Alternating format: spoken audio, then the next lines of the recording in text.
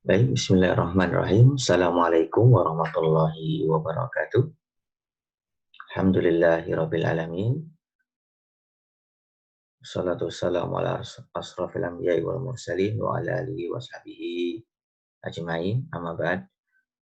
Para santri dan santriwati sekalian. Baiklah, kita akan melanjutkan kembali materi kita untuk matematika modul ke-9 kelas 11 tentang limit dan turunan fungsi. Kemarin kita sudah membahas tentang aturan dari beberapa limit. Saat ini kita akan melanjutkan kembali tentang limit fungsi bentuk tak hingga. Nanti bisa dibaca kembali di modul yang sudah saya bagikan. Untuk yang limit fungsi bentuk tak hingga, saya akan ringkas. Kita akan mulai pembahasan. Nanti bisa dibaca sendiri. Pada dasarnya, untuk limit fungsi tak hingga ada 3 poin yang perlu diketahui. Jadi ketika kita dihadapkan dalam limit tak hingga, bentuknya dalam bentuk pecahan, maka lihat pembilang dan penyebutnya, atau pangkat pembilang dan penyebutnya. Jadi ada 3 sifat di sana. Jika pangkat tertinggi pembilang sama dengan pangkat tinggi penyebut, nilai limitnya adalah koefisien pangkat tertinggi. Jika pangkat tertinggi pembilang lebih kecil dari pangkat tertinggi penyebut, maka limitnya nilainya 0. Dan kebalikannya, jika pangkat tertinggi pembilang lebih besar dari pangkat tinggi penyebut, maka nilai limitnya adalah tak terhingga. Kita lihat contoh soalnya. Nah, di sini limit X mendekati tak hingga dari, sebentar, ya kita lanjutkan. Limit X mendekati tak hingga dari X pangkat 3 min 4X per 3X pangkat 3 plus 3 plus X kuadrat. Ini yang kita lihat adalah pangkat tertingginya. Di sini ada X pangkat 3 pangkat tertingginya yang bilangnya. Sedangkan yang bawah atau yang penyebutnya 3X pangkat 3. Ini kita tuliskan seperti ini. Ini yang pangkat 3, ini pangkat 3. Nah, kebetulan pangkat tertingginya sama. Jadi ini X pangkat 3, ini juga X pangkat 3. Maka yang kita pakai hanya koefisien saja. Di depan X pangkat 3 ini kan 1. Berarti 1 per 3 ini adalah jawabannya. Kemudian yang kedua, jika pangkat tinggi pembilang lebih kecil dari pangkat tinggi penyebut, kita lihat ini X pangkat 3 min X per X pangkat 4 plus 2X kuadrat plus 1. Di sini pangkat tertingginya adalah X pangkat 3. Di sini pangkat tertingginya X pangkat 4. Ini kita tulis seperti ini. Ini pembilangnya pangkat tertingginya lebih kecil dari pangkat tinggi penyebutnya. Nah, kalau yang pembilang atau yang bagian atas ini lebih kecil dari yang bawah, maka nilainya 0. Langsung dijawabkan. Kemudian yang ketiga, jika pangkat tinggi pembilang lebih besar dari pangkat tinggi penyebutnya, di sini pangkat tertingginya adalah X pangkat 3, jadi terus min X pangkat 3 min, jangan sampai tinggalan di sana, karena dia ikut dalam koefisien min 1 artinya ya. Kemudian di sini pangkat tertingginya adalah X kuadrat.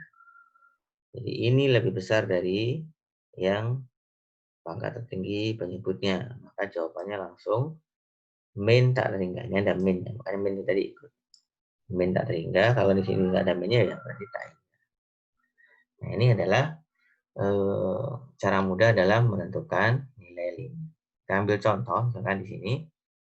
Di sini pangkat tertingginya adalah 4X kuadrat, tapi ada akar. Salah. Jadi kita tulis akar dari 4X kuadrat, kemudian yang bawah 2X. Nah, akar dari 4 kan 2 ya. 2, akar X kuadrat itu X, per bawahnya tetap 2X. Ya, berarti hasilnya 2X bagi 2X. Sama dengan 1. Ya, hasilnya 1. Langsung kita dapatkan nilai seperti itu. Kemudian yang ini juga, ini kan juga akar dari 4X kuadrat. yang bawah 2X. Ya sama hasilnya, sama seperti atas tadi.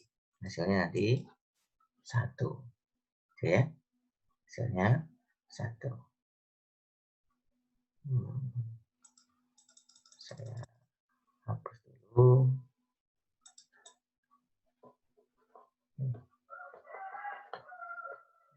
Ya, kira-kira untuk yang limit tak terhingga.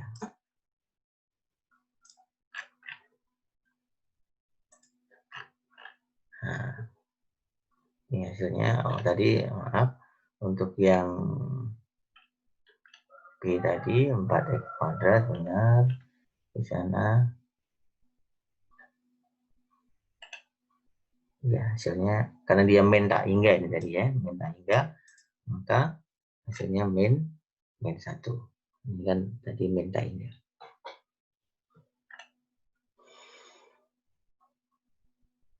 Nah, selanjutnya untuk latihan soal 9.1.4 titik B nanti silakan dikerjakan sebagai tugas. Ya, nanti silakan dibuka kembali di modul yang sudah dibagikan. Ini sudah mencakup keseluruhan dari limit. Baik itu limit yang aljabar biasa, ada yang bentuk pecahan, ada bentuk akar, kemudian ada limit tak hingga. Nanti silakan dicoba. Kemudian saya akan melanjutkan kembali materi unit kedua, yaitu tentang laju perubahan. Di sini hubungannya adalah tentang turunan. Nah, turunan itu secara umum kita bisa menggunakan limit, tetapi itu terlalu panjang, nanti silakan dibaca saja. Nah, untuk beberapa aturan dalam limit, kita akan bahas secara ringkas. Di sini ada beberapa aturannya. Yang pertama, turunan fungsi khusus, misalkan fungsi X itu sama dengan C, konstanta, misalkan fx sama dengan 5. Jadi turunan nanti disimpulkan dengan f aksen turunan. Maka jika fx sama dengan C, maka f aksen X sama dengan 0. Jadi berapapun nilai fungsi dari bentuk konstanta itu nilainya 0, turunannya ya. Misalkan fx sama dengan 9, turunan dari fx berarti 0. Atau f aksen sama dengan 0. fx sama dengan 10, berarti f aksen x sama dengan 0. Jadi turunannya selalu. Kemudian untuk yang kedua, jika fx sama dengan ax, dengan a adalah konstanta, bukan 0 itu ya, konstanta 1, 2, 3, dan seterusnya, maka turunannya adalah a itu sendiri. Contoh misalkan fx sama dengan 2x, maka f aksen x sama dengan 2. fx sama dengan 10x, berarti f aksen x sama dengan 10. Nah, dan seterusnya. Kemudian, jika fx sama dengan c kali gx, maka f aksen x sama dengan c kali g aksen x. Jadi, c-nya itu konstanta tetap biasa, kemudian yang gx-nya saja yang diturunkan. G-nya saja yang diturunkan. Kemudian kalau bentuk pangkat, fx sama dengan di sini sebelah. Ya. Fx sama dengan x pangkat n gitu. Ini harusnya bukan f aksen, ini fx ya. Fx sama dengan x pangkat n, maka f aksen x sama dengan n-nya di sini turun. Bentar, saya coret-coret dulu. Nah, ini x-nya ini turun ke sana, bawah. Kan jadi n ditulis di sini kan. N, x, kemudian n dikurang 1. Contohnya misalkan X pangkat 3. Nah, berarti turunannya 3-nya turun. 3. X pangkat 3 dikurang 1. Ini pangkat 2. Ini turunannya. Nah, kita lihat contohnya ya. Dan contohnya di sini. Carilah turunan dari setiap fungsi di bawah ini. Fx sama dengan 10. Berarti turunannya atau f aksennya, f aksen X-nya sama dengan 0. Karena turunan dari setiap konstanta itu sama dengan 0. Kemudian yang ini sama dengan ya. Sama dengan. Ini min 3-nya turun dengan X pangkat min 3. Berarti min 3, kemudian X. Nah, ini dikurang 1. Min 3, min 1. Nah, sama dengan min 3, X pangkat min 4. Nah, seperti itu. Nah, terus kalau yang C bagaimana? Ini bentuk akar. Nah, akar itu artinya pangkat seper. Ya, akar pangkat 3 berarti sepertiga. Jadi X pangkat sepertiga. Kalau akar X saja misalkan berarti X pangkat 1/2. Kalau akar itu akar pangkat 2. Ini pangkat 3. Berarti sepertiganya turun. Bawah. Kemudian X sepertiga dikurang 1. Sepertiga dikurang 1. 1 itu artinya 3/3 kalau dia penyebutnya 3. Sepertiga X pangkat min 2/3. 2/3 itu asalnya 1/3 dikurang 3/3. Nah ini ya. Kemudian yang D, ini bentuknya bentuk perkalian. Nah kalau bentuk perkalian seperti ini kita harus jabarkan dulu. X kali X jadi X kuadrat. X kali 3X, 3X. Min 2 kali X, min 2X. Ya, 3X sama min 2X kan jadinya X. Kemudian min 2 kali 3 itu 6. Jadi X kuadrat plus X min 6. Nah, baru kita turunkan. X kuadrat turunannya 2X. X itu turunannya 1. Jadi 1 gitu ya. Turunannya 1. 6 turunannya 0. Jadi 0 nggak bisa ditulis. Nah, kemudian untuk yang E ini ada bentuk aljabar, ada bentuk pangkat. Nah, ini cara penyelesaiannya dengan turunan berantai. Ini kita tulis misalkan di sini ya. 3X min 7 pangkat 3. Nah, ini kan pangkat nih. Pangkatnya turun dulu. Pangkat turun jadi 3. Pangkatnya ini turun. Kemudian ini kita tulis apa adanya. 3X min 7 pangkatnya dikurang 1. 3 kurang 1 berarti pangkat 2. Nah, belum selesai sampai sini karena di sini ada bentuk fungsi aljabar, maka kita cari turunannya ini. 3X min 7 kalau turun 3X itu turunannya 3, 7 kan 0. Jadi tinggal 3 dikali 3X min 7 pangkat 2 dikali 3. Ini bisa kita kali ke depan lagi. 3 kali 3 itu 9. Jadi 9 kurung 3X min 7 pangkat 2. Nah, ini hasilnya. Ini hasilnya. Kita cek. Ini harus di ini dulu. Nah, kita hasilnya 9 3X min 7 pangkat 2. Itu ya hasilnya ya. Kita hapus dulu.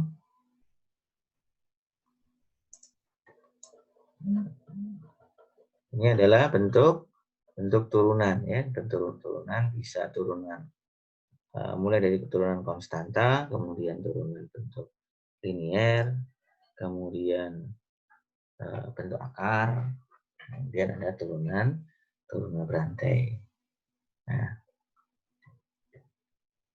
baik, ini ada latihan 9.2. Nanti juga silakan dicoba. Jadi tadi yang limit, kemudian ini ada turunan, nanti silakan dikerjakan. Jadi ada 10 ya, ada 10 soal. Ada 10 soal. Bagaimana dengan yang akar ini? Akar tadi harus dirubah ke dalam bentuk pecahan. Pangkat pecahan. Misalkan akar pangkat 2 dari X, berarti X pangkat setengah. Ini kalau di bawah begini bagaimana? Ya 1/X pangkat setengah. Bisa ditulis seperti ini, 2 bisa enggak. Ya, kalau ditulis, sebenarnya nggak usah ditulis, sudah menunjukkan bahwa itu akar pangkat 2. Kemudian kalau dia di bawah begini bagaimana? Kan ditulisnya gini, 1 per X pangkat setengah. Nah, ini harus kita rubah, kita bawa ke atas. Di X pangkat min setengah. Nah, ini kan kalau pangkatnya di bawah menyebutkan, kalau naik jadi pangkat minus. Gitu ya. Jadi silahkan dicoba latihan untuk yang limit tadi, yang ini 9.1.4b, kemudian yang kedua tentang turunan. Nah, ini secara umum sudah selesai untuk pembahasan limit dan turunan. Kemudian ini ada laju gerak benda itu terkait dengan penggunaan turunan dalam sehari-hari, yaitu penggunaan tentang kecepatan dan sebagainya. Ini kita bahas di pertemuan yang akan datang, atau mungkin kita cukupkan nanti, kita cukupkan untuk yang limit dan turunan secara umum dulu. Nanti silakan dicoba, silakan para santri dan santriwati kerjakan sebagai tugas modul 9 terkait dengan limit dan turunan. Baik, demikian yang bisa saya sampaikan. Mudah-mudahan bermanfaat. Silakan mencoba. Jika ada hal yang ingin ditanyakan, nanti silakan ditanyakan lebih lanjut. Kita tutup pertemuan kita dengan doa kafaratul majlis. Subhanakallahumma wa bihamdik, asyhadu an la ilaha illa anta, astaghfiruka wa atubu ilaik. Assalamualaikum warahmatullahi wabarakatuh.